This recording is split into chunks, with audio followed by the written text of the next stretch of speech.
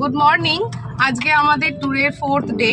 আজকে আমরা আরকে বিচ থেকে চলে যাচ্ছি আরাকু ভ্যালিতে। আমরা আরকে বিচে 2 দিন ছিলাম। এবার আরাকু ভ্যালিতে যাব, বোরা কেভস দেখব, আরও অনেক কিছু দেখার আছে। এখন 10টা বাজে। আজকেও আমাদের বেরোতে একটু দেরি হয়েছে। ব্রেকফাস্ট করেই আমরা বেরিয়ে পড়েছি। আরাকু ভ্যালি যাওয়ার পথে এটা আমাদের ফার্স্ট টোল। এখানে যে টোল প্রাইস সেটা হচ্ছে 40 রুপিস। ভাইজাগ থেকে আরাকু যাওয়ার যে রাস্তা সেটা প্রায় আমাদের 120 কিলোমিটার যেতে হবে।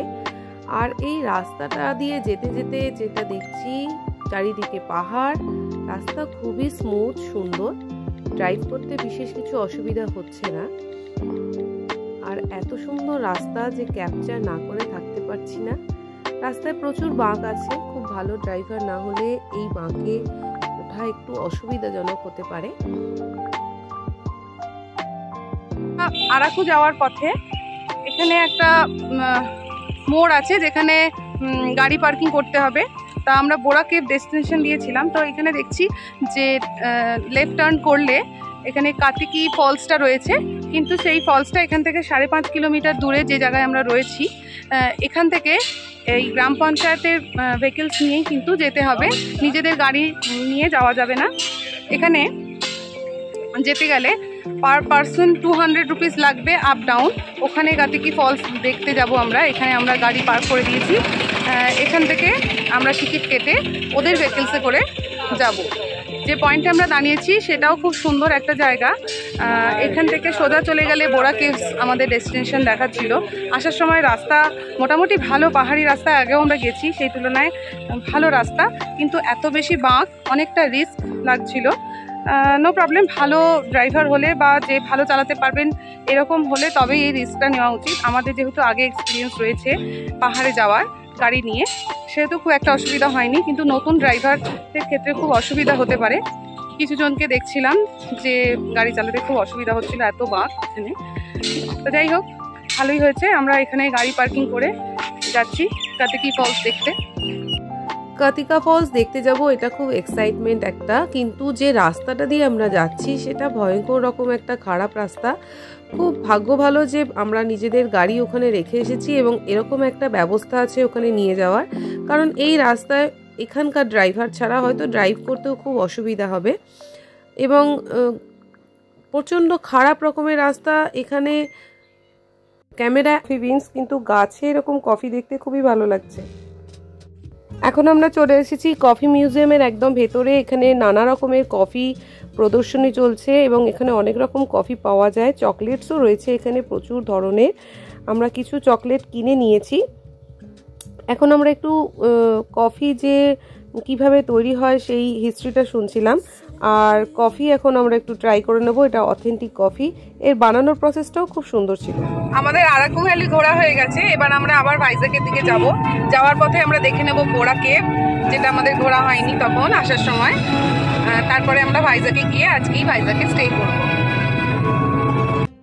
আমরা আবার সেই পাহাড়ি রাস্তা ধরে এবার নামছি আস্তে আস্তে।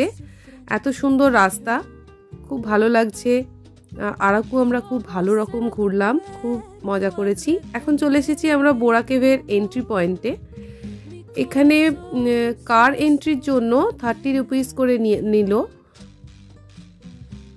আরাকুতে আসার পর থেকেই খুব শুনছিলাম ব্যাম্বু চিকেন বিরিয়ানির নাম, আর এখন আমরা সেটাই ট্রাই করে নেব লাঞ্চের জন্য। দেখা যাক কীরকম টেস্ট হয়। আমরা চলে এসেছি একেবারে বোরা কেভের সামনে। এবার আমরা গুহায় এন্ট্রি করব। এই গুহার মুখেই রয়েছে একটা কামধেনুর মূর্তি, খুব সুন্দর করে সাজানো এটি, এবং এটি ন্যাচারালি তৈরি হয়েছে। আমরা বাইকার এসেছি।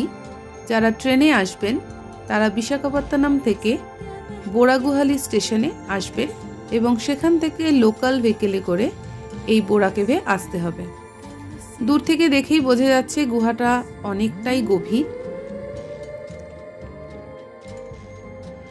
বোরা কেভের এই গুহাগুলি প্রাকৃতিক গুহা এবং এগুলির বয়স প্রায় 150 মিলিয়ন বছর। বহু বছর আগে ব্রিটিশ ভূতাত্ত্বিক উইলিয়াম কিং 1887 সালে বোরা কেভ আবিষ্কার করেন। বোরা গুহাগুলি গঠন হয়েছে গোস্তানি নদীর প্রবাহের ফলে। গোস্তানি নদী যেসব চুনাপাথরের উপর দিয়ে প্রবাহিত হয়েছিল সেখানে চুনাপাথরের বিভিন্ন আকৃতির গঠন তৈরি হয়েছে। কেভের মধ্যে ঢুকলেই বোঝা যায় বিভিন্ন দিকে নানা রকম যেন মূর্তির মতো আকার তৈরি হয়েছে। কেভের ভিতরে সুন্দর আলোকসজ্জা করা হয়েছে। আমরা যতই নিচে যাচ্ছি ততই যেন গুহা আরও গভীর থেকে গভীরতর হচ্ছে। এই সামনেই রয়েছে একটা ন্যাচারালি তৈরি শিবলিঙ্গ।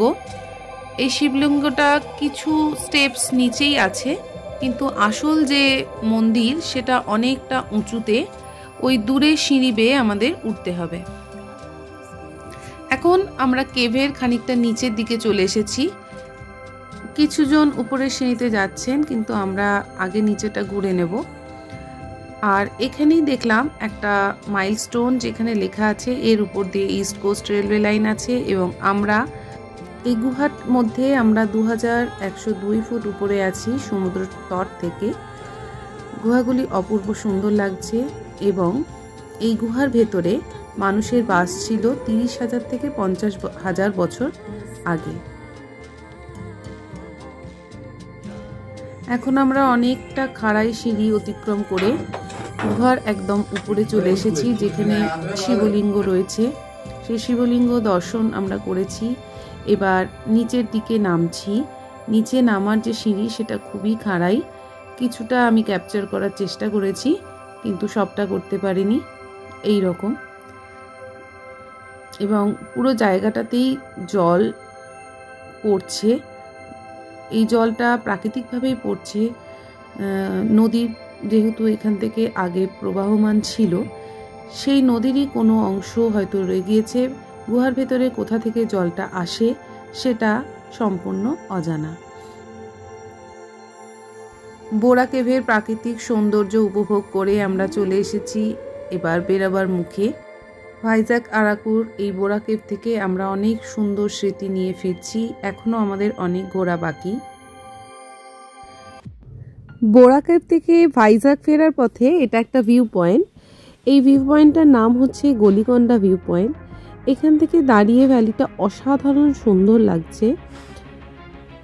দূরে যে পাহাড়গুলো দেখা যাচ্ছে তার মাঝখানে এই ভ্যালিটা দূর থেকে ভীষণ সুন্দর দেখাচ্ছে। আর আমরা এখানে দাঁড়িয়ে কিছু ফটো ক্লিক করে নিলাম। ভাইজাগ ট্যুরের আরাকু ট্রিপ আমাদের এখানেই শেষ হলো।